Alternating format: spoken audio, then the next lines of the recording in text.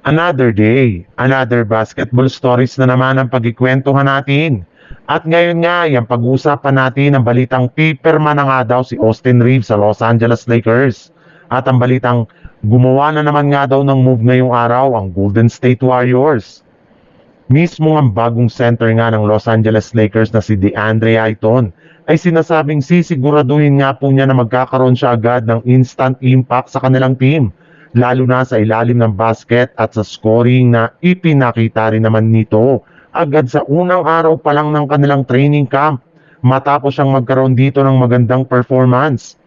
Napakalaki rin naman nga ng tiwala ni Coach JJ Redick ngayon kay Ayton na tama ang kanyang naging desisyon na kunin siya sa free agency market at gamitin ito bilang kanilang starting center. Napansin nga po nito na mas motivated na ito ngayon na tulungan sina LeBron James at Luka Doncic. Pero maliban nga kay Ayton, isa rin naman nga sa mga players ng Lakers na nangakong magkakaroon ng malaking ambag ngayong season ay si Austin Reeves. Bagamat man daw tinanggihan nito ang inalok sa kanya na bagong kontrata, ay gusto pa rin naman nga nito kahit papano na manatili sa team sa mga susunod na taon.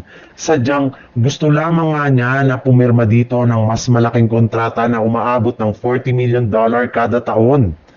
Sa ibang balita naman, kagaya na nga ng pagtatapos nga ng media day ng Golden State Warriors, ay didiretso na nga agad ang kanilang pupunan sa training camp na gaganapin sa loob ng kanilang pasilidad.